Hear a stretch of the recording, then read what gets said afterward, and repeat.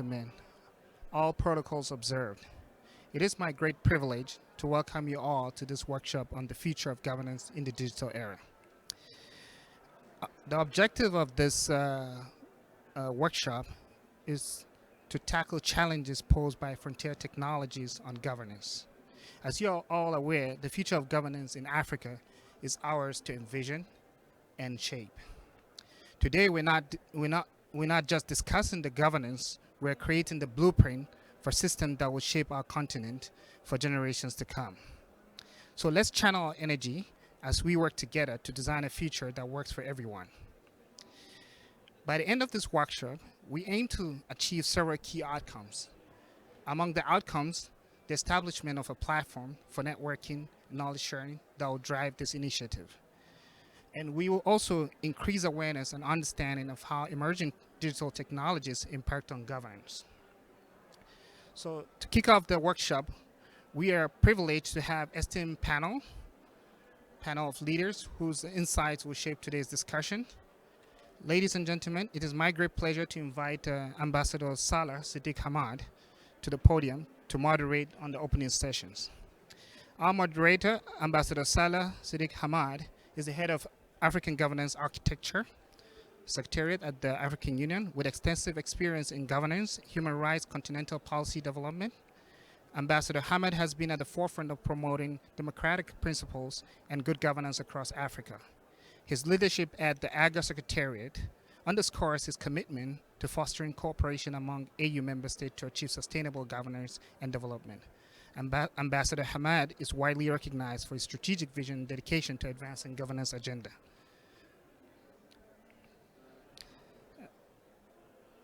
Ambassador? Thank you very much, and a very good afternoon to all of you, and allow me to stand on the existing protocol since we are running out of time.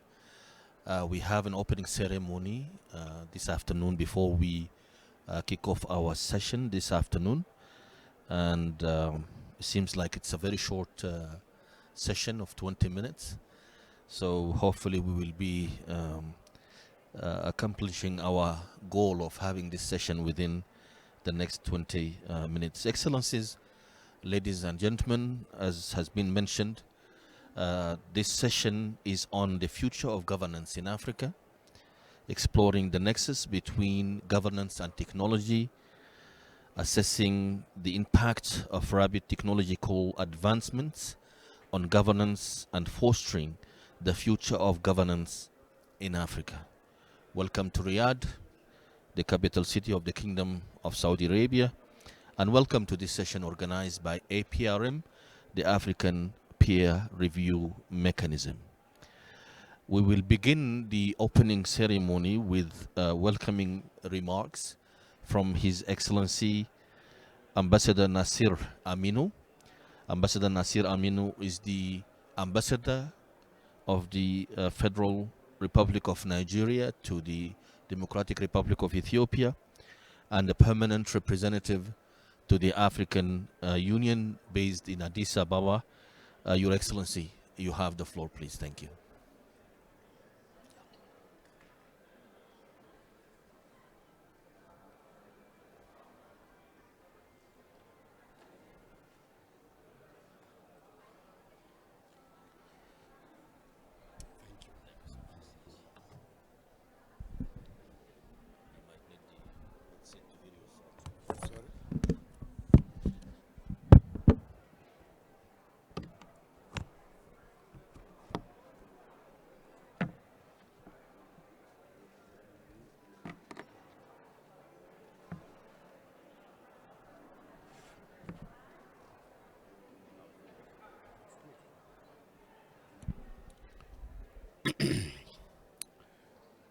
The Chief Executive Officer of APRM, Excellencies, Honorable Ministers, invited guests, members of the press, distinguished ladies and gentlemen. It's a great privilege and honor to welcome you to this important workshop that seeks to redefine governance in our dear continent Africa while leveraging on the rapidly changing global technological advancement for improved efficiency and service delivery to our people. Let me seize this opportunity to express our deep appreciation to the government and good people of the Kingdom of Saudi Arabia for the hospitality and excellent conference facilities extended to us since our arrival in this beautiful city of Riyadh.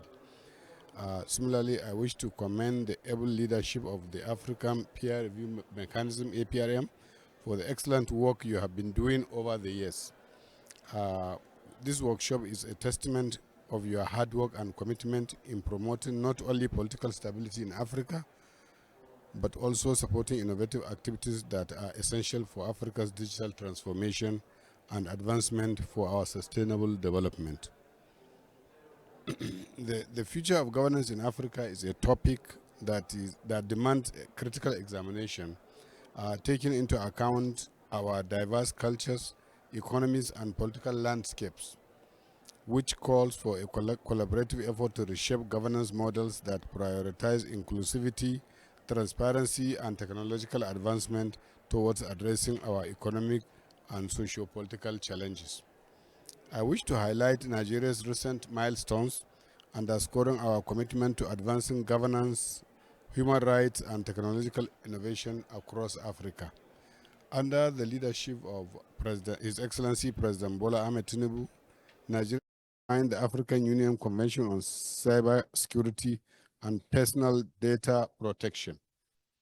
This landmark agreement, known as the Malabo Convention, establishes a critical legal framework for enhancing cybersecurity, safeguarding personal data, and fostering a secure environment for electronic commerce across the continent.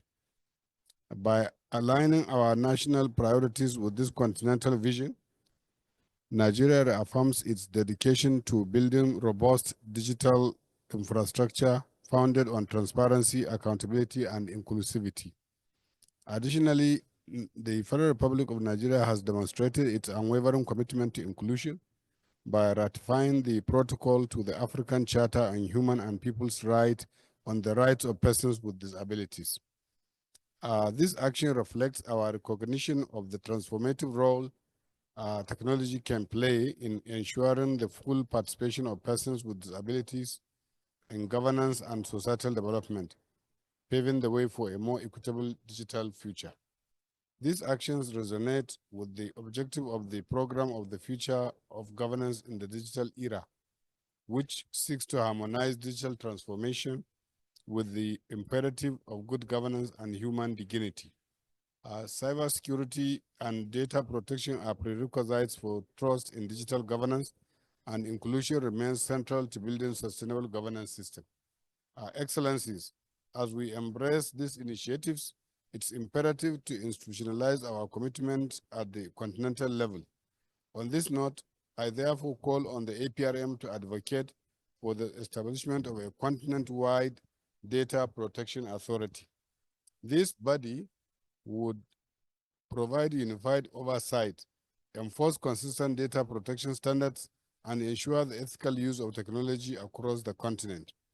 Such an authority would strengthen trust in digital governance and safeguard the rights of all Africans in the digital age.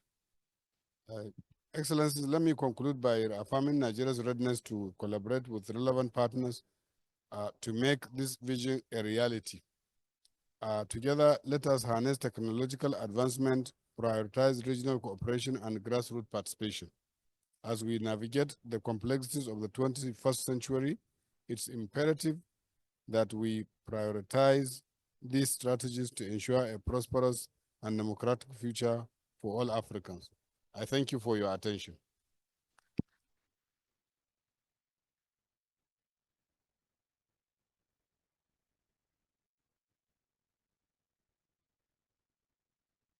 Thank you very much, Your Excellency, for your remarks. Lately, Excellencies, ladies and gentlemen, the African Union has been advocating for the promotion of the nexus between good governance, peace and security, and development. And seeing the advancement of technological processes within That nexus is quite important for the advancement of the promotion of human and people's rights in Africa. That is, of course, all within the implementation of Agenda 2063. Please, Channel 2. Channel 2. Madam, Channel 2. Thank you. And that is all, of course, within the implementation of Agenda 2063 for an Africa that we deserve, an Africa that we want. The next speaker, Excellencies, ladies and gentlemen, is a statement by the Honorable Baji Lamamli, Chairperson of the Committee on Transport, Industry, Communications, Energy, Science and Technology. Do we have the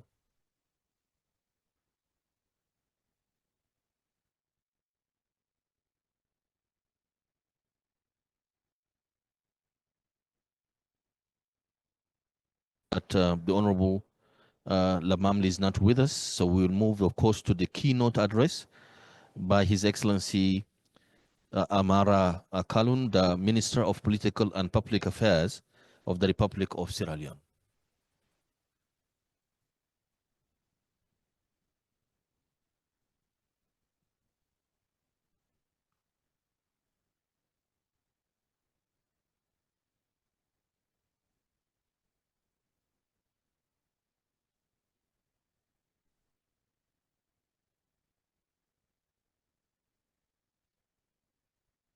No? All right. I'm not sure if Her Excellency Salma Bahati Mansouri is in the room. Salma, Her Excellency? She's not? She will be coming later? Okay. Let me now call on Mrs. Christina Daughtry, the Under Secretary General and a Special Advisor on Africa. Good afternoon. Good afternoon. Can you hear me well? Yes, we do hear you loud and clear. Please proceed. Thank you. Greetings. Thank you very much for the invitation to my dear sister Marie Antoinette. All protocols observed. Governance and technology. This is the subject of our conversation today. And when preparing myself for this conversation, I decided before jumping to a technological conversation, technological solutions, and even technological challenges such as the digital divide and others, I do believe that we need to understand what is the status and the state of governance in Africa and the reasons behind that. This is the reason that my intervention, and I hope to be in the 5 minutes, will be has been designed to complement those that have been more focused on technological, because I believe the technological is just a tool. We need to understand the phenomenon so we can design more appropriate technical solutions. So my intervention will be touching 3 essential aspects. The first, historical roots of Africa's governance challenge. I believe that is important for us Africans to understand. Second, the absence of the state, at the end of the day, a sort of governance trap. And third, breaking the trap, rebooting policymaking through 4 conceptual pillars. So going to the first, and I'll be very quickly, historical roots of Africa's governance challenge. So the governance challenge facing Africa today are deeply rooted in history. We cannot just erase that as a black chessboard. It's not possible. Where the structures and functions of the state were essentially shaped to serve the interests of external power. And we should say it in a very normal and calm way. So at independence, African nations inherit a fragile and ill-suited state apparatus, which was fundamentally incompatible with aspirations of independence and development. So basically, we Africans, we need to acknowledge that the colonial state that we inherit had essentially two primary functions: enforcing the rule of the law to maintain colonial order, normal, logical. Second, resource extraction to serve, as I said, economic interests of these external powers. So this extractive and minimalist model of governance lacked mechanisms for fostering inclusive economic growth, social equity, and long-term development. So when African nations gained independence, the institutional capacity of the inherent colonial state was wholly inadequate for delivering the ambitious development visions. So there was a mismatch at that time. There was a mismatch between development aspirations and institutional capacity made failure almost inevitable. So in the aftermath of early governance failures, everybody knows in the 60s, but more in the 70s. So in the aftermath of these early governance failures, exacerbated by essentially independence, economic struggles, etc., over. So we know that Bretton Woods institutions offer prescriptive solutions based essentially on neoliberal theories, instead of addressing the structural, let's say, weakness of the inherent state. Everybody knows that they blame more the perceived overreach of the post-independent states. This is the reason that African states were accused to be too big and too interventionist, which supposedly stifle market dynamics and economic efficiency. So the result, of course, was the implementing of the structural adjustment programs during the 80s and the 90s, where basically these programs sought to roll back the state by reducing public spending, privatizing state-owned enterprises, liberalizing markets, opening economies to foreign competition. So basically, this approach, framed as a solution to state inefficiency, weakened African states even further. So rather than revitalizing African economies, as everybody knows, structural adjustment programs deepen their vulnerabilities. Public service deteriorated, state capacity eroded, poverty increased. So the role of the state from economic governance left markets poorly regulated and economic actors unaccountable. So African states, as I said, became weaker, more fragmented, and less able to deliver basically their development responsibilities. So as a result, many African states today lack the capacity to manage their economy, regulate their financial flows, deliver public goods effectively. In essence, the state has been sidelined in favor of market forces, foreign actors, and I would say global institutions. So over 3 decades of a weakened state has left African nations unable to, first, to control economic and financial. Basically, African economies remain highly dependent on external actors, significant capital flight, illicit financial. Second, left African nations unable to manage assets for development, natural resource, infrastructure, financial system. Third, left African nations unable to deliver public, let's say, service. So the absence of the state has, in a certain way, perpetuated a cycle of dependence, underdevelopment, and social instability. So locking Africa in a sort of governance trap. And you need to understand that so we can design, we can conceptualize in a more efficient way the technological solution. So there is a need today, in the 21st century, the need to break the trap. So rebooting policy making through 4 conceptual pillars, and I'll be just naming them. The first conceptual pillar that we Africans, we need to understand that the only way to deliver durable peace is by delivering sustainable development. Short-term solutions are band-aid and don't address the challenge. The second conceptual pillar is to see that the sustainable development requires sustainable finance, means substantial and long-term. Financing must go beyond short-term aid to support structural transformation, must be nationally owned, and must be resilient financial systems must be able and capable of withstanding economic shocks and global market vulnerability.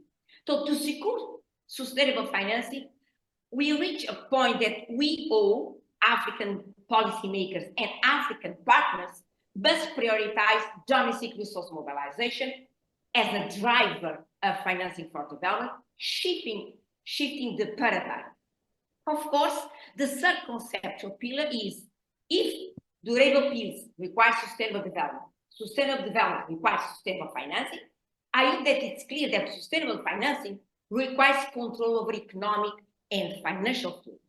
And control over economic and financial flows requires strong and effective state institutions. And this fourth conceptual pillar, in my opinion, should be the driver when talking about the future of governance in Africa, which is today's, let's say, workshop. So strong institutions provide the foundation of economic sovereignty, sustainable finance, and durable peace.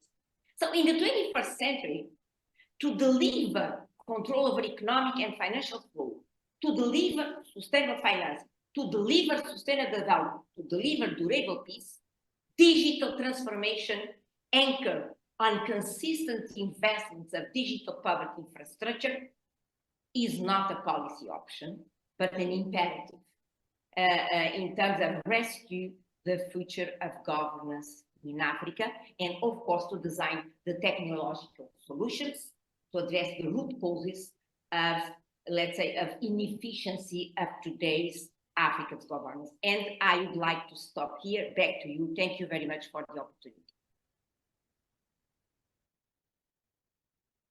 Thank you very much, Honorable Your Excellency Under Secretary General and Special Advisor on Africa, for your statement. We really appreciate it, and I hope you will stay with us a bit longer. Now, I have the honor to call on the representative of the Minister of Foreign Affairs of the People's Democratic Republic of Algeria and the chairperson of the APR Committee of Focal Points to deliver a welcoming remarks. Please, thank you.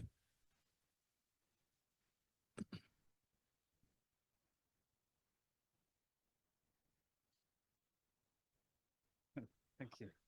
Thank you. Shukran. Okay.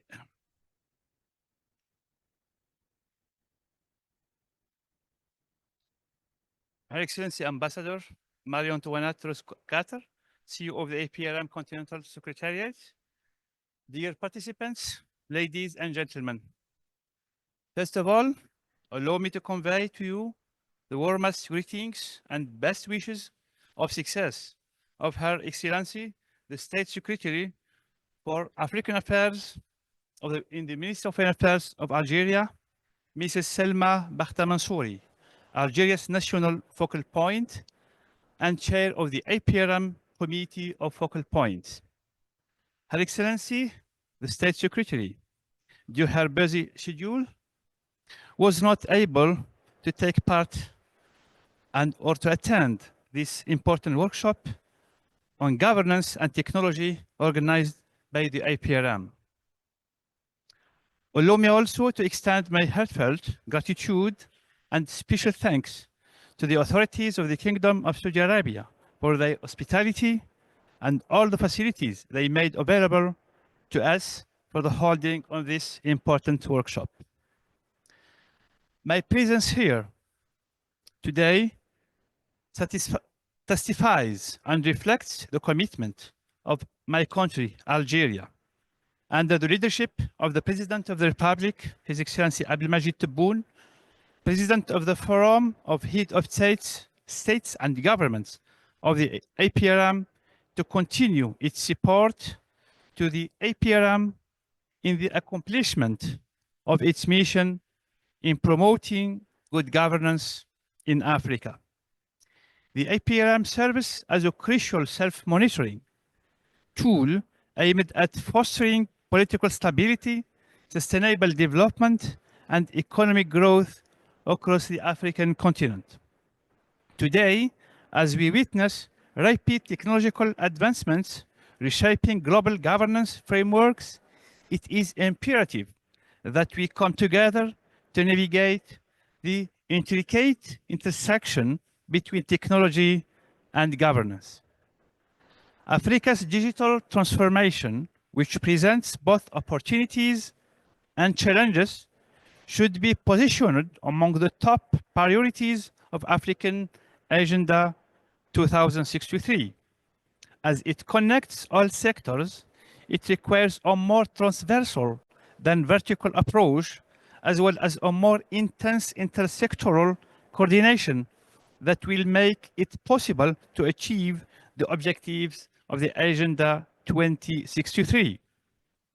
While technology holds the potential for inclusive development, it also amplifies existing inequalities and poses ethical and legal dilemmas. It is our collective responsibility to bridge the digital divide and ensure that technological advancements are harnessed for the benefit of all, especially the marginalized communities. Ladies and gentlemen, dear participants, let's recall in this perspective the African Union demonstrated leadership and commitment to Africa's digital future by adopting the African Digital Compact and the Continental Artificial Intelligence Strategy in July 2024. These are not just policy documents. They represent a unified vision. The African Digital Compact aims to harness the power of digital technologies for economic growth, societal well-being, and long-term development across the continent. The Continental Artificial Intelligence Strategy aims to leverage artificial intelligence for sustainable development in Africa, aligning with Agenda 2063 and the Sustainable Development Goals 2030. Debating on governance and technology nexus in Africa is a perfect opportunity to unite the vision for Africa's digital future as it explores how digital transformation can address Africa's unique challenges and pave the way for progress towards Agenda 2063. This unity of vision is what will drive Africa's digital future. In this context, this workshop serves as a platform for African member states and all stakeholders and partners to collaborate in leveraging technology ethically and inclusively for the advancement of our continent. By fostering a shared understanding among policymakers, civil society, academia, and other stakeholders, we aim to navigate the opportunities and risks posed by technological innovation and align them with Africa's development goals. Together, we should develop strategies to leverage the benefits of frontier technologies while mitigating associated risks. Through a multi-stakeholders approach, we will explore the applications of technology in governance and advocate for ethical, equitable, inclusive, and transparent use of emerging technologies. Let's work towards establishing a vibrant ecosystem for digital governance in Africa, enhancing sectoral performance, strengthening regional cooperation, and accelerating progress towards our development goals. Together, we can shape a future where technology empowers us to build a more inclusive and sustainable Africa. Ladies and gentlemen, thank you, and let's make today's workshop an invaluable opportunity for us to gather insights, share best practices, and identify priorities for advancing digital governance and transformation. Looking forward and to embark on this journey of collaboration, knowledge sharing, and innovation for the betterment of our continent. I thank you for your kind attention. Merci beaucoup.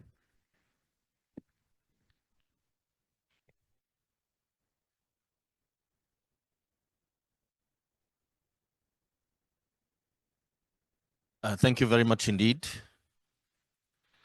This is a very good opportunity and an excellent platform for us to share best practices and information on how to advance technology in Africa. Not only technology, but governance as, of course, the ultimate goal through the advancement of technology. I'm not sure if His Excellency the Minister from Sierra Leone is with us, Jibril. Can we check online to see if he's available now? His Excellency the Minister of Public and Political Affairs of Sierra Leone.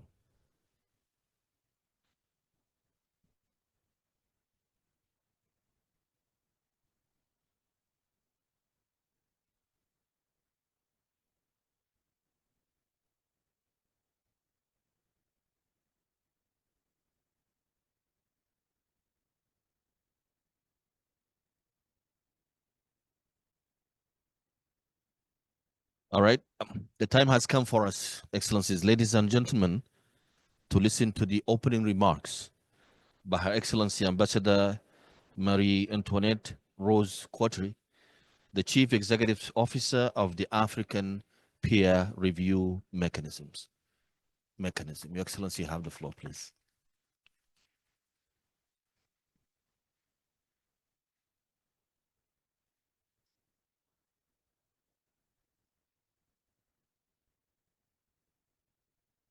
Excellencies, distinguished guests, ladies and gentlemen, all protocols observed. It is a profound honor to join you at this defining moment for our continent. A moment when winds of technological transformation are sweeping across our continent, offering opportunities to reimagine governance and secure a future that is more inclusive, accountable, and prosperous.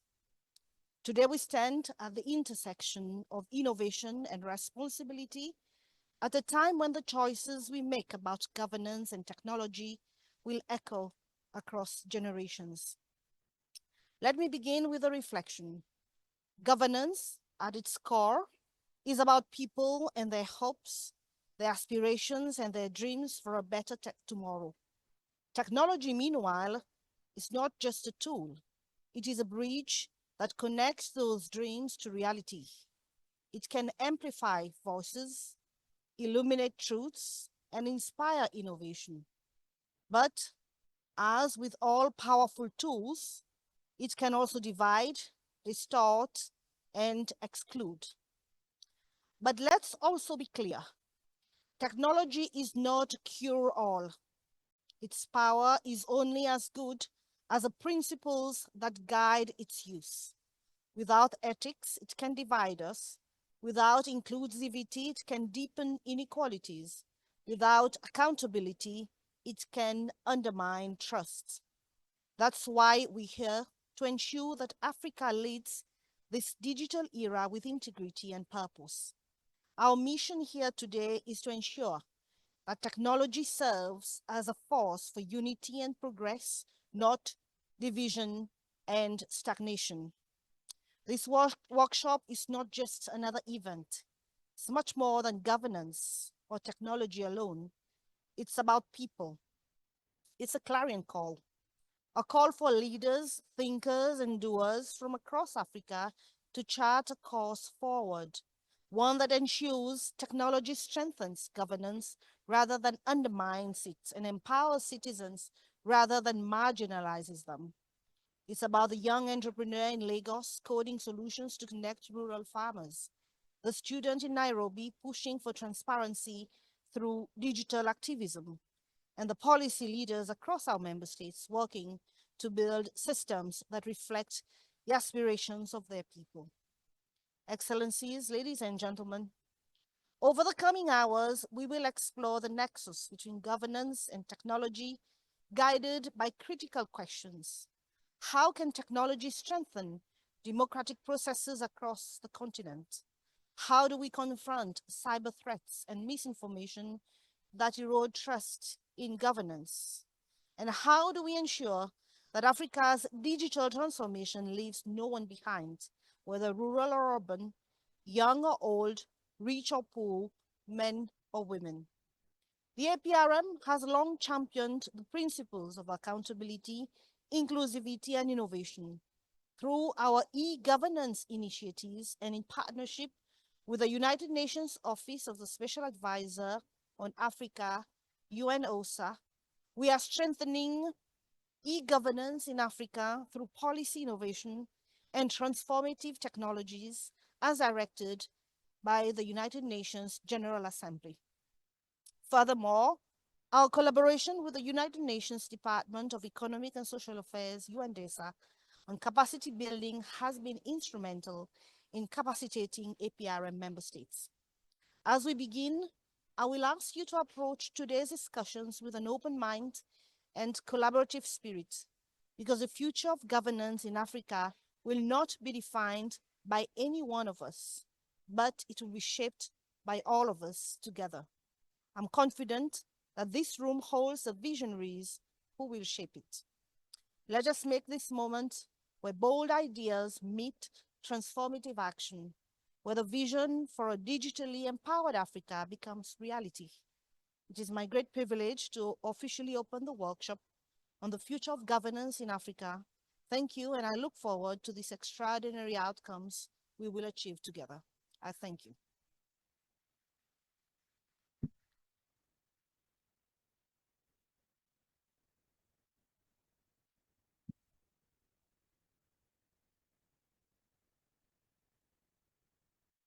Your Excellency, thank you very much for your opening remarks. Indeed, while we are proceeding with the implementation of Agenda 2063 and the advancement of technology in Africa, no one should be left behind. No women, no men, no children, no adult, no people in the urbans or the rural areas of Africa. This brings us to the end of the opening ceremony, Excellencies, ladies and gentlemen. And now I would like to democratically hand over the microphone to Professor Desmond. Desmond is an associate professor, the Department of Private Law at the University of UWC. The session number 1. Thank you. Thank you.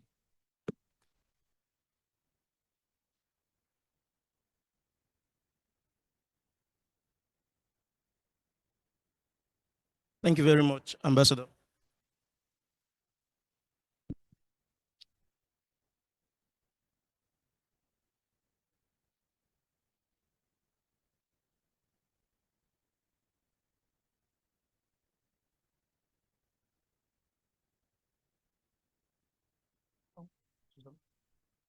Okay. Your Excellencies, ladies and gentlemen, I think for now, I'm actually playing the role of a forerunner, and I will simply be introducing the next person, the person who would actually moderate the next session, and she's none other than Susan Wape, who is the founder and executive director of Common Cause Zambia. I'll be coming after her, like John the Baptist. I'll be after her, right? Like Jesus Christ came, after John the Baptist.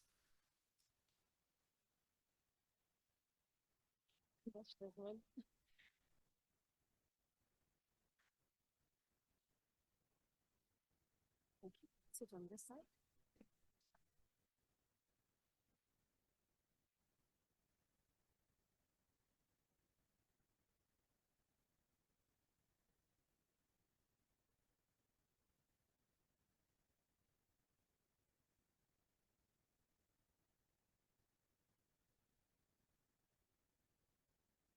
Good afternoon, ladies and gentlemen. I hope you're able to hear me. I can't hear myself. Good afternoon. All right. So thank you very much. Thank you, Desmond, for the introduction. I will at this point be inviting somebody who has already been introduced, and we will have just a brief fireside chat with Ambassador Salah Hamad.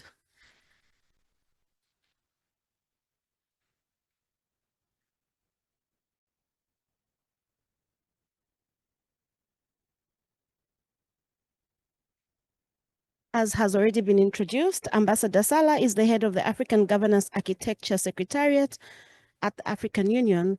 And Ambassador, you're very much welcome. Follow your work, and you have been doing such great work at the AGA Secretariat. I'll start by asking you, how has digital transformation reshaped governance in Africa, particularly in enhancing democratic engagement, political pluralism, and of course, the big issue, electoral integrity? Thank you very much indeed. As he for she, I'm quite honored that you are the one moderating this session. Thank you. I'm not saying anything against Professor Desmond, but it's an honor to be interviewed by a woman, because this is what we believe in Africa, that Africa cannot really be developed and built without the participation of the active participation of women. How digital transformation reshape governance in Africa? I think before we speak about the future, we need to really make reference to the past and to the present. Africa, as we all know, has been going through a lot of challenges, even before independence, slavery, colonialism, and now civil wars in many African countries, apartheid in the Southern African region, and you name it. So many challenges. So therefore, the advancement of good governance is absolutely one of the ultimate objectives that we need to reach before we proceed with the implementation of Agenda 2063, the blueprint for Africa, for building the Africa we want and the Africa we deserve. But where are we now from that objective? I would say that it's a work in progress, but we need to really do more.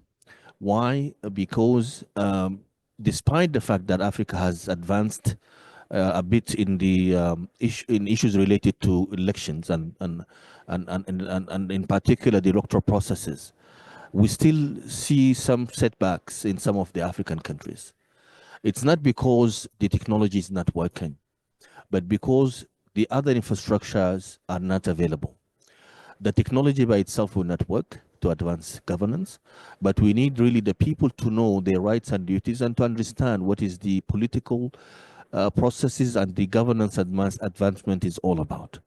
So without orientation, without really raising awareness, I think technology by itself will not really work. In some African countries also, we need to really face the reality that the infrastructure that will be based for the advancement of technology is also lacking. So we need to look into the infrastructure that is needed to make sure that the advancement of technology is helping. Also, I think to focus more on the question, how is it reshaping governance and advancing election in Africa? I think we need to also look into how many Africans do have access to internet. How many Africans do have access to a smartphone that could be used to access internet? How many women versus men? How many young men and women versus old? I think all of these questions need to be addressed. In addition to that, the issue of infrastructure, including, I would say, even power in some African countries, where all of this technology needs to be powered. Are we utilizing solar systems to empower our infrastructure so we can have a valid infrastructure and platform for empowering or for advancing technology? All of these questions need to be addressed, and I think most of all, again, we need to really make sure that all Africans are quite informed and aware of their duties and rights as part of the advancement of good governance, rule of law, and technology based on technology in Africa. Thank you. Thank you very much for that, Ambassador. And I think you raised a lot of very valuable issues. When we talk about Africa, I think the digital divide remains one of the biggest challenges, issues of infrastructure. We are seeing a lot of rapid progress in terms of what kinds of development is happening across the continent based on international standards and best practices that are being recommended. I think one thing that would come to mind would be the DPI initiatives and we are still trying to figure out how that will speak to our rural communities, for example, and those that are already in the divide. But then maybe, in your view, what would you say is the role of the different digital tools that we have in improving governance across the different tools that we currently have do have impact on our processes and also on our efforts to promote good governance and e-governance in particular in Africa. But of course, I think there is also, we need to speak about the need for political support from our governance to allow these processes to exist and to proceed. Without political support, it will not be easy really to achieve that goal. Secondly, changes is always looked at as something that could be of disturbing nature. People by nature don't really accept changes easily. And all of this technological infrastructure that we are talking about and mechanisms and tools, they are to some extent quite new, if not new, and therefore we need to also accompany the process with, I would say, a stronger orientation processes to make sure that these people, our African people, are looking into the positive side of implementation of all of these tools and processes that we have. I'm saying this because in many cases, during elections in some African countries, the initial response from government will be to block internet. Why? Because in their view, the internet will be a tool for spreading fake news and bad news and news that will disturb the election processes. How can we prevent all of this without blocking the internet? How can we allow the African people to enjoy and to benefit from the internet while voting? How can the internet be used to ease the access to information and to also ease access to information that will allow them to vote in a way that it will make them benefit from the entire process as African citizens. Again, political support is quite important, but also general orientation is needed to allow the African citizens to know what is going on in that sphere.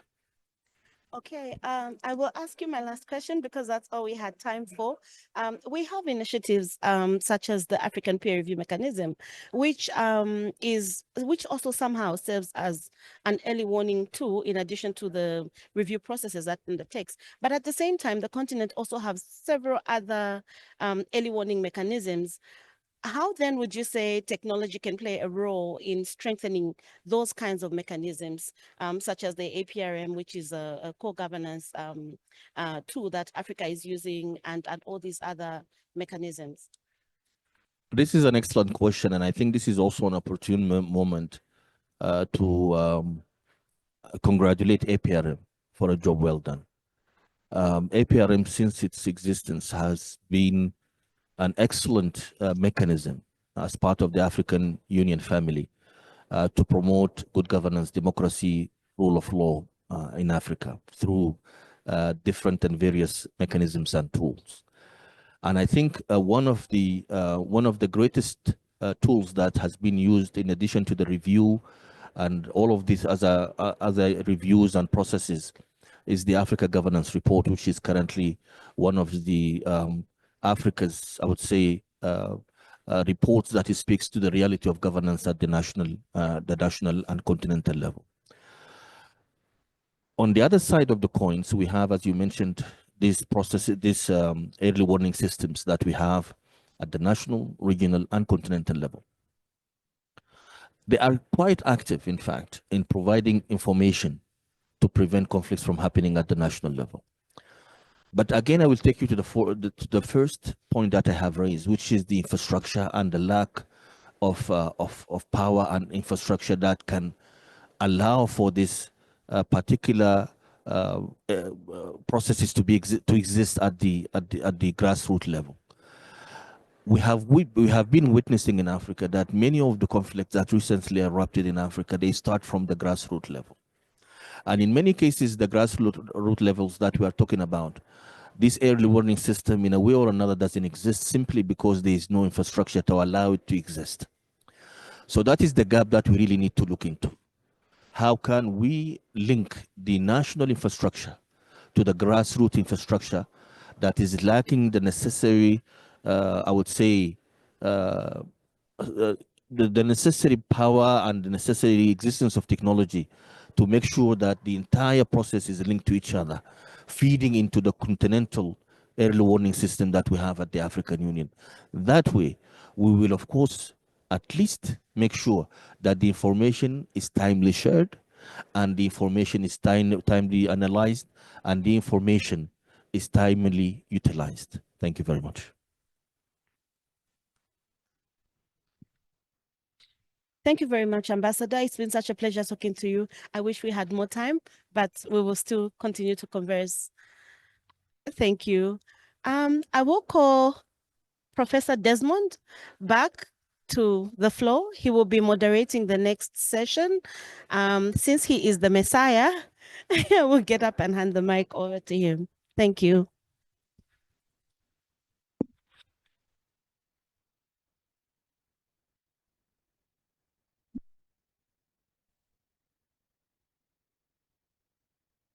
Thank you very much, Susan, for the kind introduction. I'll be standing on existing protocol. Sorry.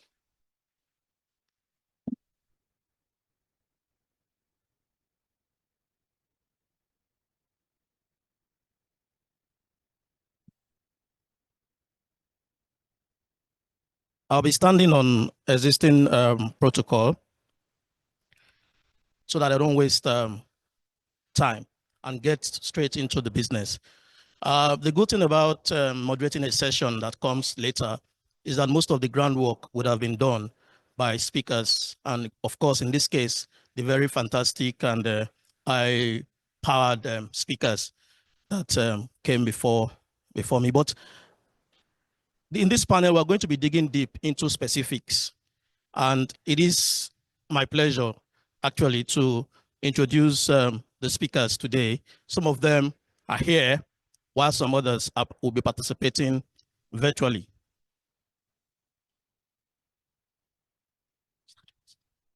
Not my session yet. All right. Sorry.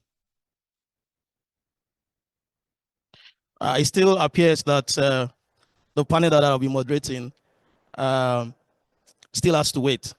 So we'll simply be having an expert insight.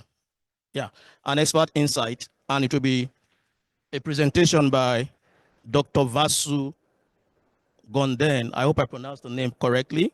He's the Executive Director, African Center for the Constructive Resolution of Disputes, ACCORD. And he will be speaking today on advancing cyber diplomacy as a pathway to peace and constructive dispute resolution in Africa. Thank you very much, moderator. I hope you can hear me. Yes.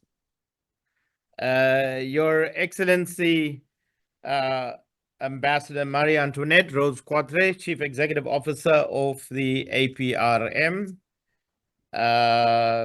moderator, Excellencies, ladies and gentlemen, let me say that it is an honor today to address you, and I'm sorry that I cannot be with you in the beautiful Kingdom of Saudi Arabia. I am here sitting in Durban. My internet is a little unstable, so I may at some point just have to switch off the camera. And I have a PowerPoint presentation, which I see somebody is sharing. But let me quickly go through this presentation in the interest of time, moderator. Let me switch off the camera, otherwise it will switch off. Cyber diplomacy in Africa and the pivotal role it plays, moderator, in securing our continent's future is a very, very important topic for us today on the continent. And digital technologies must be one more tool for us to break the chains of colonialism and neocolonialism and not allow it to be used once again to imprison us. In an increasingly interconnected world, African nations must establish a unified approach to cyber diplomacy, one that balances, as you see there, the national interests with regional security and developmental and governance goals. Let us examine these challenges through five key questions. If we can get to the next slide. How can African countries create a unified framework for cyber diplomacy? The answer, colleagues, begins with cooperation. Regional organizations such as the African Union and its African peer review mechanism are uniquely positioned to drive this process. The AU has already provided foundational initiatives like the Malabar Convention on Cybersecurity and Data Protection. By adopting such agreements, African countries can harmonize national cybersecurity policies under a collective framework. A regional cyber diplomacy council supported by the AU, and I know the earlier speaker talked about a data central authority. So either a data central authority or a regional cyber diplomacy council supported by the African Union to serve as a platform to coordinate interests, resolve conflicts, and promote Africa's shared goals of security, development, governance, and digital inclusion. Second, Excellencies, what capacity building initiatives are needed to enhance African diplomacy? Cyber diplomacy requires a unique blend of negotiation, mediation, and technical expertise. Capacity building programs should focus on training African diplomats to navigate cyber-related disputes and threats. Establishing regional cyber academies and centers of excellence in collaboration with international partners will be essential to this effort. Technology transfer agreements can help African states build indigenous skills while fostering partnerships with global cybersecurity leaders. Thirdly, what mechanisms can ensure transparency, accountability, and trust? If we can go to the next slide. Trust is the cornerstone of successful cyber diplomacy. African nations must develop mechanisms for confidence building, such as cyber incident response frameworks, joint exercises, and data sharing agreements. The establishment of a regional cyber dispute resolution body can further provide neutral ground for resolving conflicts related to sovereignty, data protection, and cybercrime. Additionally, adopting international norms like the UN Group of Governmental Experts principles on responsible state behavior will reinforce Africa's commitment to a rules-based digital order. Fourth, how can cyber diplomacy promote peace building and prevent cyber conflicts? Cyber incidents can escalate quickly into broader conflicts if left unchecked, and we see this all across our continent. Africa must productively use cyber diplomacy as a peace building tool. For example, early warning systems and cyber confidence building measures can prevent misunderstandings between nations. Africa can also learn from the experiences of regions like the European Union and ASEAN, which have successfully implemented cyber dialogue platforms to manage disputes. By fostering regular communication and sharing best practices, we as African nations can prevent cyber threats from becoming destabilizing forces. Fifthly, what role can public-private partnerships and civil society play? The private sector and civil society are key stakeholders in Africa's cyber diplomacy agenda. Public-private partnerships can drive innovation, enhance infrastructure, and provide expertise in addressing complex cyber challenges. Private companies can also assist in developing standards for cybersecurity and digital trust. Civil society, meanwhile, bring inclusivity and accountability to cyber policy making. By engaging these stakeholders, African nations can ensure that cyber diplomacy outcomes are equitable, innovative, and resilient. And in conclusion, moderator, let me say that the path towards a unified framework for African cyber diplomacy is challenging but achievable. Through regional cooperation under the leadership of the African Union, strategic capacity building initiatives, robust transparency mechanisms, and active stakeholder engagements, the APRM can shape a cyber diplomacy agenda that promotes security, peace, governance, and development, and use these digital tools to liberate our continent and not imprison us again. I thank you, moderator. Thank you very much, Dr. Vasu. Can we please give him a round of applause?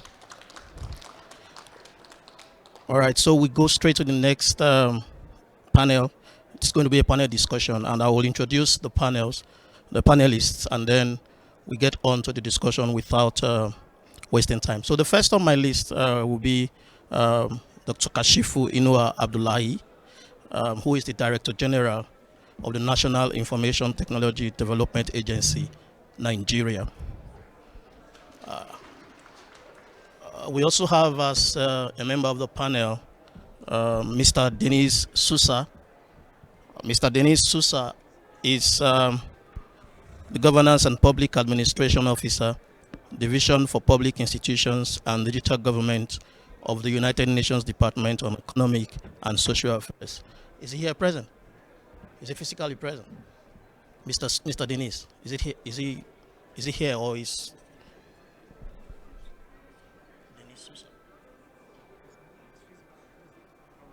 Okay, I would introduce him when he comes back into the hall. We also have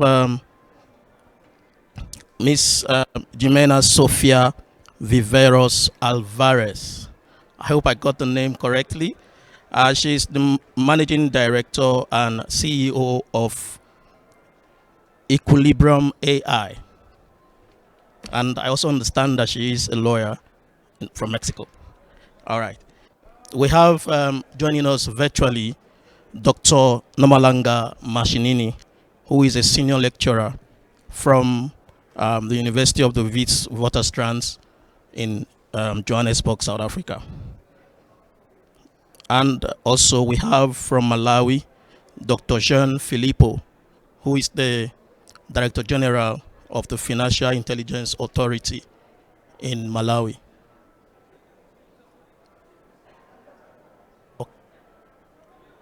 Jibril, is she participating virtually? Okay, so Dr. Jean is participating virtually. And we have, the last but not the least, Ms. Arusha Goel, who is the Policy Lead, Middle East and Africa, Chain Analysis, United Arab Emirates. Okay, we would announce her presence. She joins us. Without wasting time, we'll go straight to the question, and it is my pleasure to call on the first question will be actually by Dr. Kashifu. Nigeria recently just left an electioneering period, and for some of us who observed the elections from afar, especially from social media, the engagement was quite charged. You know, lots of misinformation flying around, a lot of fake news, a lot of exaggeration. But again, amidst those, we still had a lot of informed, discussion by the Nigerian citizens. They were very interested in who was going to lead them. So drawing from that experience, from that, the outcome of the elections, and from what your agency, NITDA, is doing in Nigeria, we would need to know what NITDA is putting in place to promote informed and ethical engagement of Nigerian citizens in the democratic process in future elections. Okay, thank you. If you look at the history of internet and social media, when it started in early 2000, we all start or rushed after it without thinking of putting guardrails around it. Like we had the John Barlow's declaration saying that internet is ungoverned space. We have the big techs as of that time saying that internet and social media is a free space. Nobody can govern it. But from 2016, things started changing after the Cambridge Analytica issues, whereby the big tech started calling for regulation. But the challenge is we don't know how to regulate internet or social media because there is no legal books or history books that we can read to understand how to regulate these spaces, because the generation before us never encountered this kind of challenges. So it's something that we need to co-create how to regulate. And countries today are grappling on how to regulate these spaces. And we are looking at it from different perspectives. Then in Nigeria, we had incident in 2021 when Twitter was banned because of this kind of challenges. People were misusing the platform. At that time, there was no any contact between the government and these big techs, and that's when NIDA moved in to fill the gap. We did that by creating a code of practice, because social media is not something or technology you can just say you regulate it this way, because it always changes. And also one thing with the techie guys, they always try to look at how to stretch the law or to hack the law to bypass it. So the best thing to do was to say that anything that is illegal offline is illegal online. So how can we move our law from the physical world we are to the virtual world we are creating? So we came up with the code of practice to let these big techs, the social media platforms and so on, to understand our laws so that they can apply it in their platforms in Nigeria. Because most of developing countries, we don't have data sovereignty. We don't have operations sovereignty, because the big techs will decide how to operate their platforms without consulting us. And we don't have digital sovereignty. And they don't listen to us in most cases. So, but that COP brought them to the table where we sat together to co-create how we can navigate this platform together, or how we can navigate the challenges. So we came up with the COP, the code of practice, whereby they need to respect all Nigeria laws, they need to register in Nigeria, they need to understand content that is harmful in Nigeria, and we need to agree on take down. We categorize contents into two. There are illegal and legal, lawful and unlawful content. Lawful content should be allowed on the platform, while unlawful, they should take it down immediately. But there are content that are lawful but harmful, which need to be reviewed to understand those content before you take them down. So that COP also provided a platform for us to engage. When there are issues, we escalate, we look, we sit together and review them. And we also get them to engage fact checkers in Nigeria. Because at the time we had that Twitter issue, there wasn't any certified fact checker in Nigeria. Mostly they use fact checkers from the US, from the Western countries, to look at the content in Nigeria, which they don't even understand, because there are local things that you cannot understand if you are not in Nigeria. Even English words. There are English words we speak in Nigeria you cannot understand if you are not a Nigerian. So we need fact checkers that understand the local context and also that can be able to translate things before they take decision. So that really helped us to moderate that space. And this year, they filed a report because part of the COP, they need to be filing annual report to look at the number of content they take down, the number of content they put back after taking down, because sometimes also there is cyberbullying. If someone doesn't like your content, people can gang around to flag your content, and this platform, they take it down, and you can initiate the process to put it back. Based on the report, last year they removed more than 60 million contents in Nigeria, harmful content. And also they reinstated many, I don't have the figures, but we published the report just a few weeks ago. It's available online. And also that get them to start filing taxes in Nigeria. Because in the half year this year, in between January to June, they paid more than 2.5 trillion naira in VAT in Nigeria, which before they don't used to pay most of them. Thank you. Oh, thank you very much, Mr. Dr. Kashifu. As you were speaking, one important point I got from your discussion is the fact lack of moderation of engagement on the social media can actually threaten security. And with the emergence of the AI technology, that can actually that situation can be exacerbated. So it can pose a greater risk to national security, to peace, peaceful coexistence among citizens. And that leads me to the question that I would like Ms. Jemena to address. Would want to know what governance framework you think that countries, especially in the global south and particularly Africa, can adopt to address the risk that AI poses to peace and security.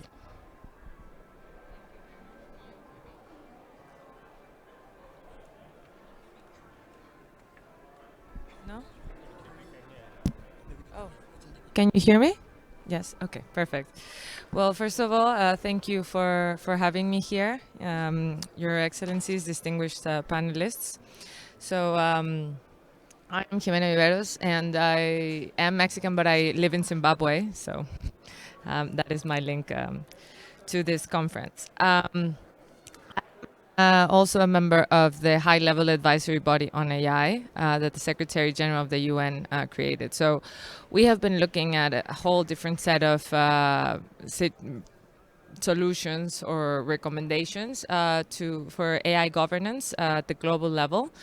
Our conclusion was that although obviously there's a need for a regional kind of context-specific approach, there can not be a real governance if we don't talk about global governance, because the technology is completely transboundary, it's transregional, and if we just have regional or national initiatives, we're just witnessing like a patchwork of all of these different things that are not in a coherent manner adhered. So that's what we are aiming for. So what struck us the most was, so we did a survey, and out of all of the 193 countries of the United Nations, 118 are not a part of any of the international governance initiatives worldwide. 118, out of which over 50 of Africa are in those 118. And only 7 are part of all of them, the G7. So that really is very striking, because we need more inclusivity, and we need more access to these conversations and more engagement as well.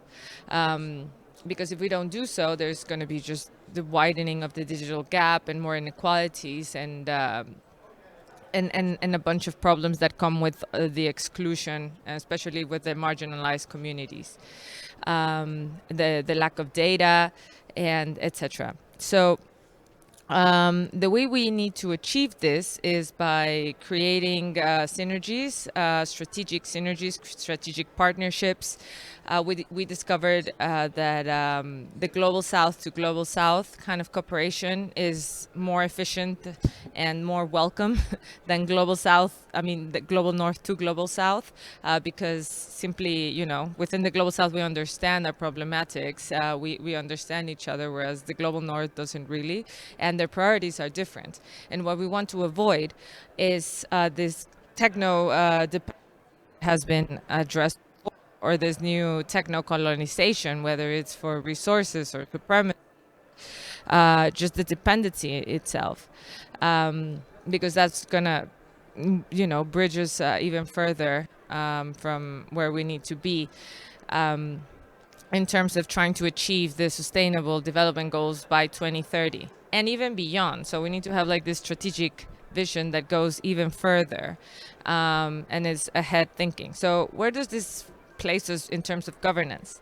We need governance that is resilient, that is techno-neutral, in order for it to be adaptive to the evolution of the technology itself, which is extremely fast-paced, and that needs to be generalistic, because we cannot separate.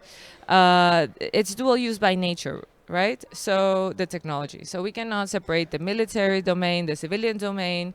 I call it the peace and security domain, but on purpose, because there are implications that are, you know, intersecting both domains. For example, it is the exact same technology that is being used by the militaries, which is a state actor, but is also being used by all other type of state actors, such as law enforcement or border controls, which are civilian by nature. And then we also have non-state actors, which are more relevant for our region than for, say, the global north, which are organized crime, terrorism, mercenaries, and so on. And the dire reality is that in our regions, this type of groups might have even more capabilities than the government itself. And the governments themselves don't even have the the capacity of responding to attacks by these groups, with or without the technology, but exacerbated by their access to this technology, facilitated by the proliferation of it, because we don't have a governance regime.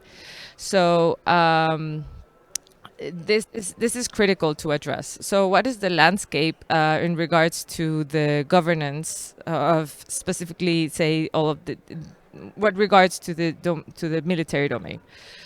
So in the H-Lab, so the high-level advisory report, there was even a discussion whether to include it or not. Fortunately, we did, because of these reasons, because it's dual use by nature and we cannot exclude it. So we did have a lot of considerations into the peace and security domains. For those who haven't read our final report, which was submitted in September, right before the Summit of the Future, and then it was subsequently, our recommendations were adopted into the Global Digital Compact and the Pact for the Future. We do include recommendations for peace and security. So that's a starting point. So we have the Pact of the Future that focuses. Then we also have the GG on laws, which is a group of governmental experts that are within the UN's conventional weapons, which I think is a little bit ironic, because, say, autonomous weapons are the least of the conventional weapons. But anyway, the discussions have been kind of deadlocked for the past over 10 years. So now we're really, and this is for AI in general, since this is a multi-stakeholder environment, as the IGF is, and how AI should also be governed, and all of the technologies, because of the shift of dynamics and that are happening all over the world, we need to reimagine how this governance can be achieved. So the traditional methods are no longer working, because then the conversations and the discussions are deadlocked when, you know, one of the P5 states just decides that it's done. So the whole veto system of the Security Council, and even the structure of the GGs has not proven to be successful for our interests. Obviously, for them, it does work out. But anyway, so in that sense, we have that. We also have the Global Commission for the Responsible Use of AI in the Military Domain, where I'm also a commissioner.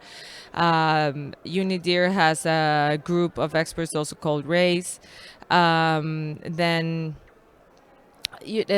But the greatest achievement, I think, so far is moving the conversation away from the GG on laws to the UN General Assembly, because then we have witnessed some very important resolutions which include explicitly the call for AI regulation in the military domain, which hasn't been seen before.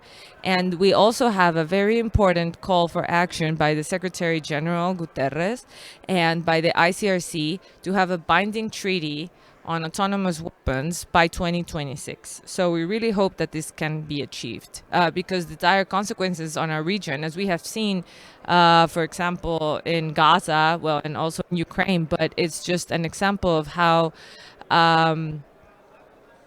it's disproportionately affecting the global south, because these technologies, these weapons are not going to be deployed in the global north. We are going to be the recipients. We are the recipients, and they're being field tested as they are deployed. There's no testing in between, and there's no accountability, and there's so many problems with their deployment because of bias, and that also comes back to the point of the missing data, because, for example, these models that are, the weapons that are targeting civilians are working on the data that it's been trained on. And for example, it just depends on who has been training the models and which data they have been trained on. So obviously these are global north enterprises that are training these models and creating them and then being deployed into the field. So obviously there are racial, there are even gender and age, all types of biases that are imprinted, and that's how they're targeting and attacking civilians. Yeah, thank you very much. I know you've got a lot to say, but for want of time, we'll just proceed. We'll come back to you again to share some thoughts. But as you were speaking, I heard you talk about multi-stakeholder approach. And that takes me back to, Dr. Kashifu's presentation, where he talked about the role that Facebook, Cambridge Analytica played, and of course, all these are enhanced by the emerging AI disruptive technology. So I would now want to call on Ms. Mercy Ndegwa, who is the Director of Public Policy, East and On of Africa for Meta or Facebook, to intervene in the discussion. And want her to tell us how Meta is leveraging its platform to support democratic engagement, in Africa, particularly during elections and periods of political transition. Thank you so much, Professor. I hope you can all hear me okay. Yes, we can. I thank you for having me in this session, and I apologize that I'm not able to join you in person in Riyadh, but I'm glad that we have this tech-enabled session where we can still participate even though we're not there in person. So please bear with me in case of any challenges with regards to the connection. I'm grateful for the opportunity to come and join you to have this conversation. And before I answer your question, I think I want to just draw us back to the context that was really helpful as I was preparing for this session. That was basically looking at what the nexus between technology and digital governance pretty much is.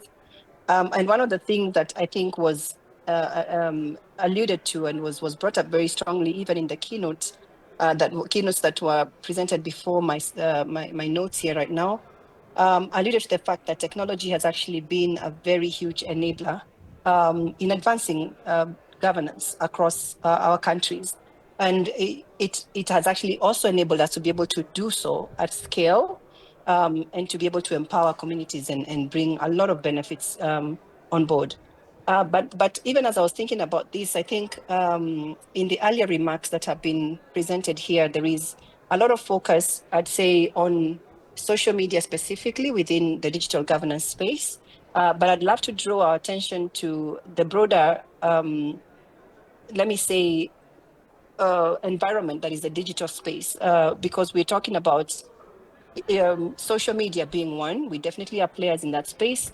There is e-commerce, there is e-governance, e-government services, there is payments themselves, all of which are but a few of the areas that I would say are the broader ecosystem within which we are speaking about digital governance.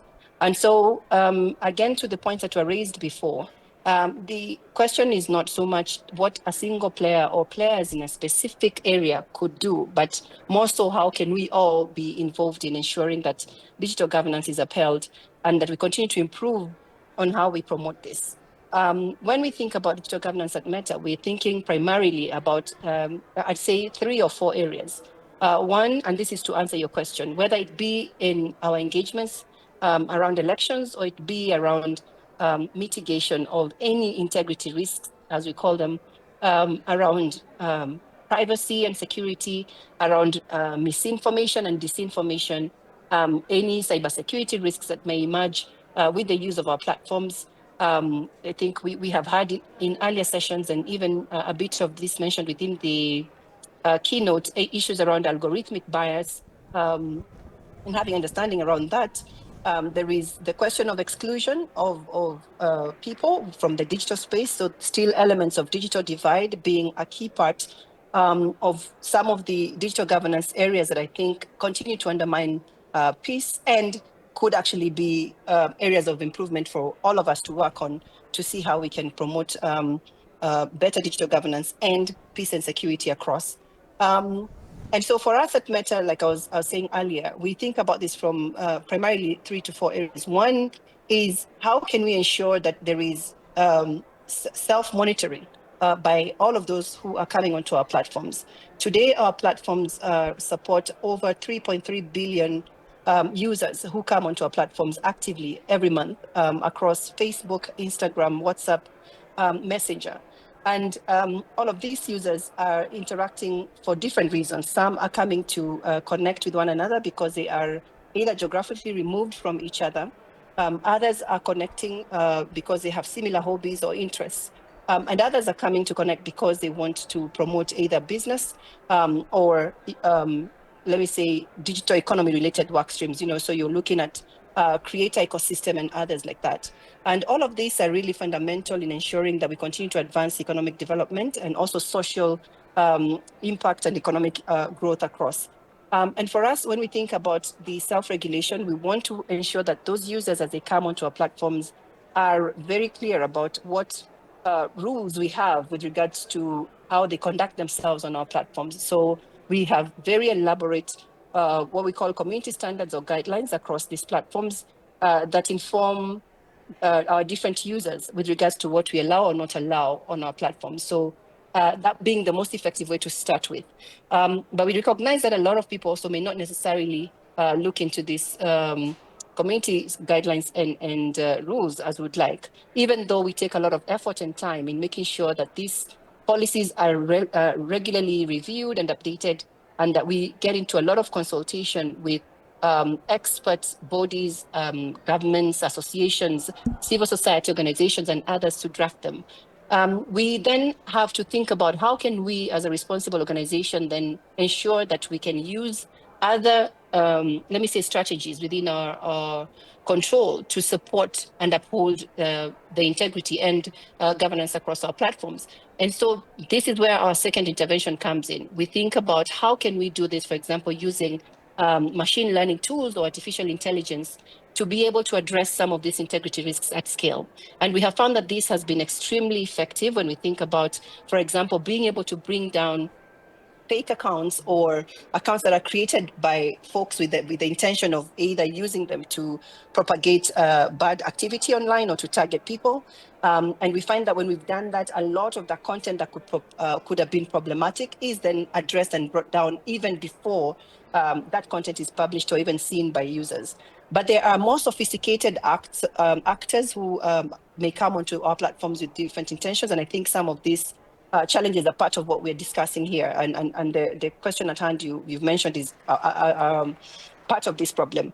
And we are constantly then making sure that to our third intervention is that we are working in partnership with others who are experts in this area. We're a technology company and we have a lot of expertise in-house, drawn from different disciplines, but then over and above that, we want to ensure that we are working very closely and in tandem with others who also have the depth and expertise in those different areas or verticals to get support in making sure that we have the right oversight about how we create our policies, how we develop our products, and how then we execute on programs on the ground. Which then brings me to that last part, the programs themselves. Once we have identified, we have our policies in place, we have developed our machine learning and AI tools that help us to address some of these concerns at scale. We also do then partner on the ground with local partners to make sure that we can address the challenges we may have or gaps we may have from either a local language perspective or certain nuances with regards to either culture, religion, and so on that may be very unique to an area or a region, to make sure that we have a proper understanding of what risks there may be that may be exacerbated by our platforms, and then we get the right collaboration around those to be able to address them.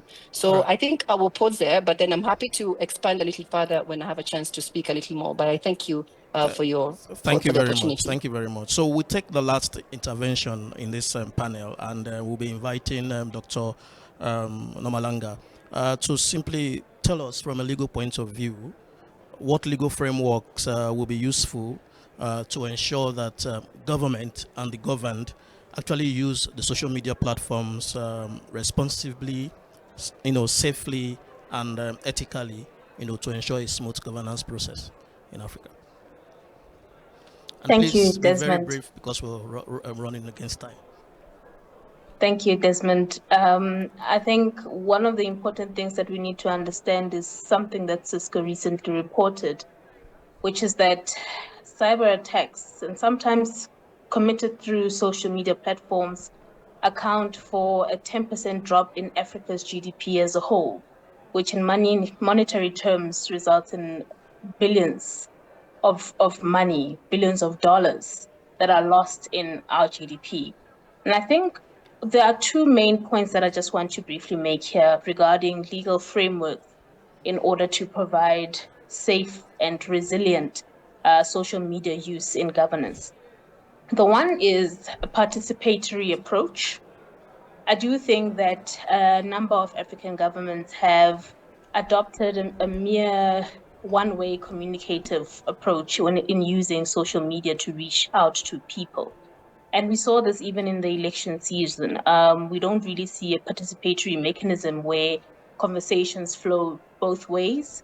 And this results in opportunists, and particularly fraudsters on social media, taking the opportunity to communicate very important, but also misinformed or disinformed news to the communities that the government itself or other governmental organizations should be communicating. I also think one of the other ways, in addition to a participatory approach, is a collaborative one between government and industry. For example, in South Africa, we are starting to see some policy and legislative interventions and contributions coming from the Association on Comms and Technology, which basically is made up of different information and communications technology companies such as Cell C, MTN, RAIN, etc., coming together with government to create new forms of interventions that actually influence how we should regulate internet access, social media, and the use thereof. So I do think that there is a need for some focus to shift into looking to how we can get citizens involved in the process of lawmaking and as well as policy making in this regard. Is that brief enough, Yeah, Desmond? thank you very much. Super brief. Let's give a round of applause to all the speakers. And one thing I take from the whole message, one message I take from the whole discussion is that there is actually a need for a multi-stakeholder approach towards developing a, an e-governance, or if you like, a digital governance framework in Africa. And of course, no agency will better galvanize that process than APRM. And I'm hoping that the CEO is taking notes, for the work that needs to be done in the future. I will hand over the mic. My job is done. I would hand over the platform again to Ms. Susan. Thank you very much. Yeah, thank you. Thank you. And e-government through various programs, such as the Government National Digital Transformation Policy 2021-2025, which aims to enhance digital infrastructure and services across all sectors. In addition, as part of our drive for digital transformation, we have started initiatives to support economic governance. We are making efforts to digitize government through e-government services. And this is growing, including online portals for tax collection, business registration, and public service delivery. For example, the Gambia Revenue Authority, which mandate is to collect revenue for the government, has introduced digital tax platforms to streamline tax collection, reduce corruption, and improve efficiency in government revenue management. That is why recently the government has done a lot in our local government funds, exceeding the target that was set for this year. We're also about to launch the digital identity systems to improve service delivery and ensure that citizens can access social services and financial resources, especially in remote areas. When it comes to resource management, digital tools offer unparalleled potential.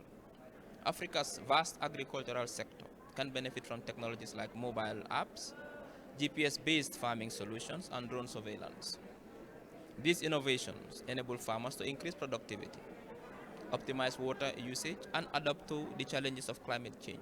Similarly, digital technologies like Internet of Things, sensors, and blockchain are helping to monitor and manage Africa's rich natural resources, ensuring sustainability and curbing illegal activities like poaching and deforestation.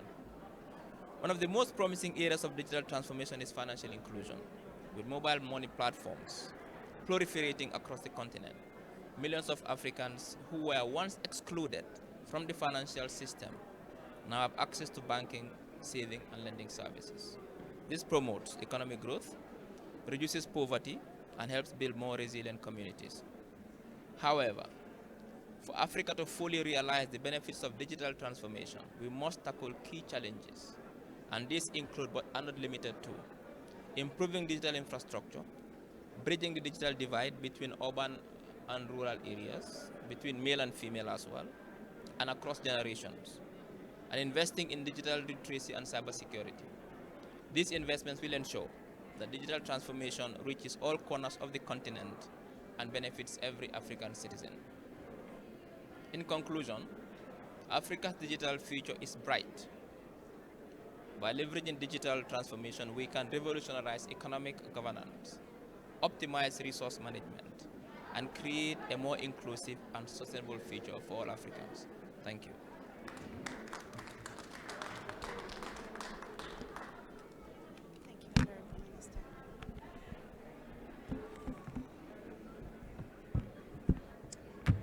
Thank you, Honorable Minister, for your remarks. And indeed, Africa's future is bright.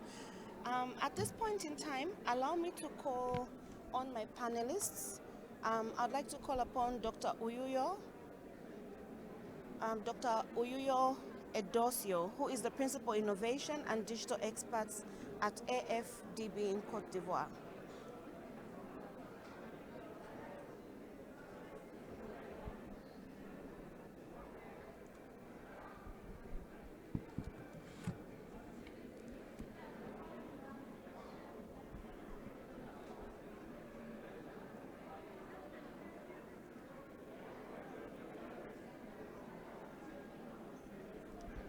We may be facing some technical challenges, but I will then move on to Mr. Adeyinka Adeyemi, who is the Director General of Africa E-Governance Conference Initiative in Rwanda. Please give him a round of applause. Yes. Yes, sir.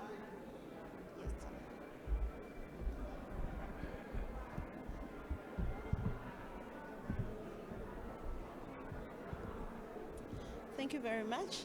As we have run out of time, we only have 3 minutes, and I hope I can ask you to help us deliver a huge task in the 3 minutes. My question to you is, in what ways can digital transformation enhance economic governance and accountability within African nations? Right, so we can do this in 2 minutes. At the Africa E-Governance Conference Initiative, what we do is to promote e-governance. And I'd like to just, if I go to that question, to just say that the future of governance in Africa is actually e-governance, which is what everybody has said in different ways. So to promote e-governance in Africa or digital transformation, and some of the values have been mentioned, but for me, a lot would have to do with how it enables decision making. Obviously, there are data-driven systems and infrastructure that aids decision making across Africa using digital, means. There's also the value creation for sectors like agriculture, for instance. The minister from Gambia did mention a couple of things. So what we have done across Africa is to work with the agencies that promote digital transformation, because we see a lot of value in the nexus or the relationship between digital or e-governance and the sectors. If you go to education, if you go to finance, which also has been mentioned, there's just a lot of things that are happening across Africa. But there's more to come if we have the enabling laws and frameworks. If we have I don't know if you can hear me. If you have the enabling laws and frameworks in place, and if a lot of the African countries can, ensure that they follow those roadmaps that have been created across Africa, and just make sure that we do what is right, basically. Thank you very much, sir. And please, a round of applause. I am Uyuyo. Dr. Uyuyo is online. Can you hear us?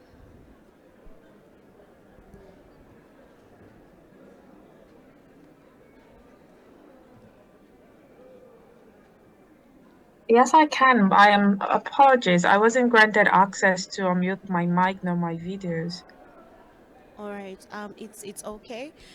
We have come towards the end of our program, and you have 3 minutes to respond to one question, and I would like you to share with us, what do you think are some of the strategies that African governments can use to adopt? I'm so sorry, I'll come back again. What strategies can African governments adopt to harness the benefits of digital transformation while ensuring the resilience of SOEs? Thank you. Thank you very much for that question, and really apologies that I cannot be with you in Rehab. Really, back to your question on what can African governments use to really harness the full potential of digitalization. It's in 2 ways. I'll come to the answer in 2 ways. First, there is the supply side, right? And it's been said across this conference, underlying infrastructure. There is no digital transformation without underlying infrastructure. And the first being that is good connectivity. So far, Africa has made progress in terms of mobile connections. At least 88% of Africa is covered by from 2G. If you look upwards, you see there's coverage some way, somewhat, somewhat. That's great because with 2G, you can make 2G, 3G, you can make good mobile phone connections, calls.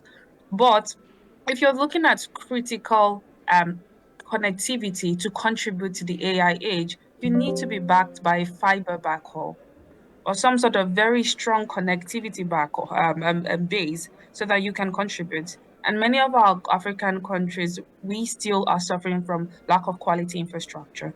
Another thing is the affordability of this internet. Although I know that the prices of internet is definitely driven by the forces of demand and supply, but we need to think about it critical on how we use our universal service funds to really make connectivity affordable, especially for those that need it the most. So when you look at those critical infrastructure in terms of connectivity, you'd say that that's one of the backbones of digital transformation. On the back of that, I will build that the government needs to digitize more of their government services.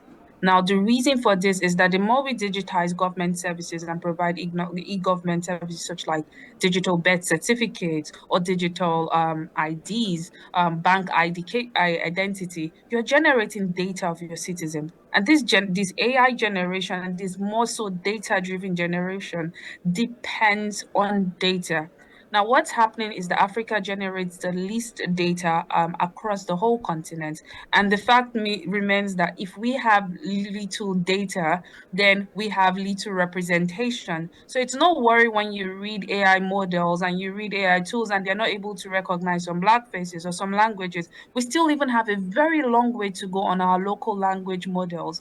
I mean, Africa is a unique continent of diverse language skills. But if we look at how much recordings we have just in local languages alone, you would see that it's minute. Now, if we set that infrastructure, underlying infrastructure in place, the next thing the government would have to do is to build their human capital, because it's one thing to supply infrastructure. It's one thing to build good government services that people can access. But if people don't have the skills, how would they use it? How would not just even using it, how would they contribute to this digital age? Because the aim is not just for Africa to be consumers, but to also be.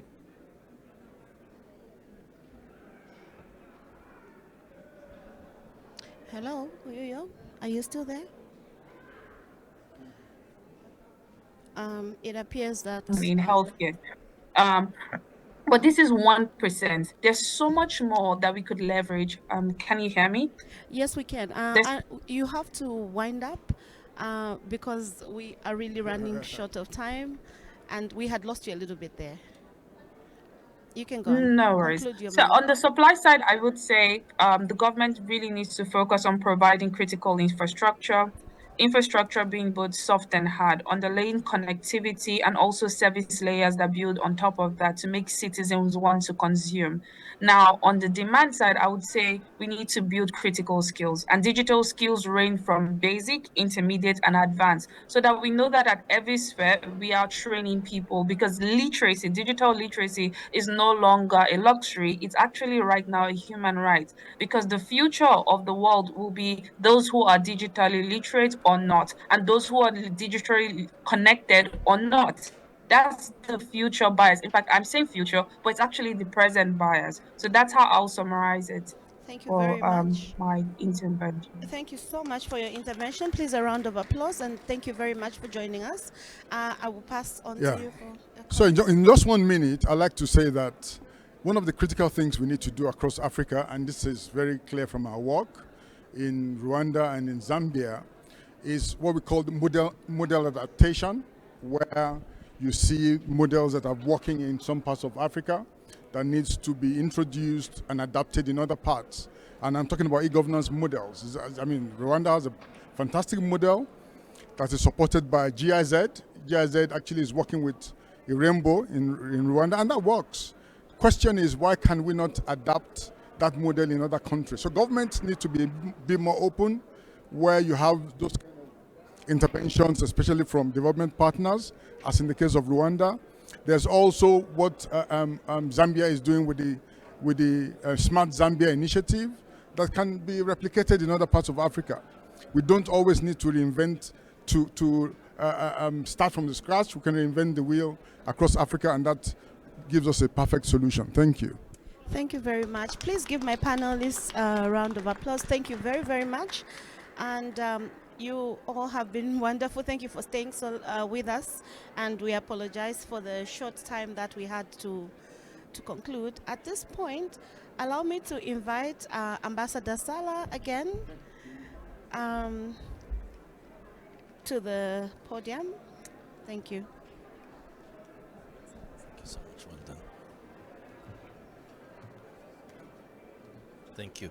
Thank you very much.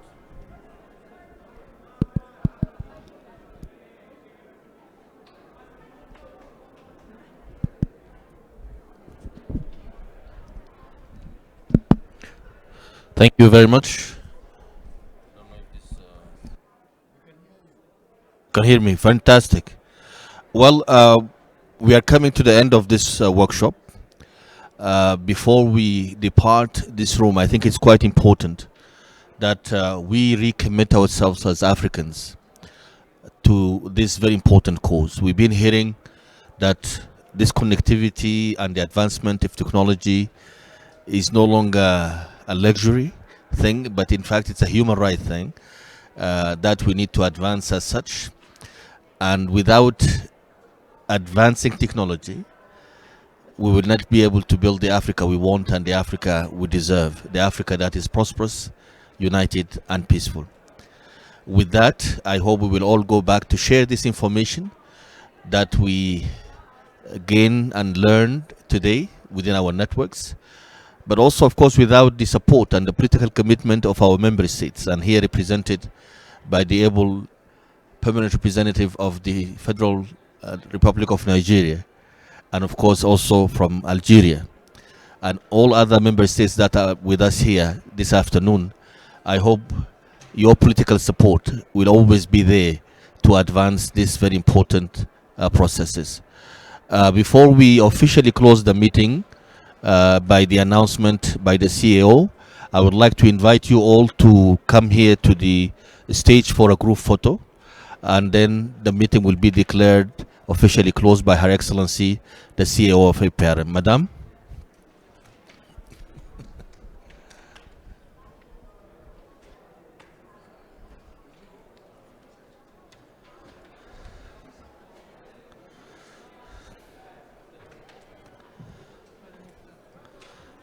Your Excellency.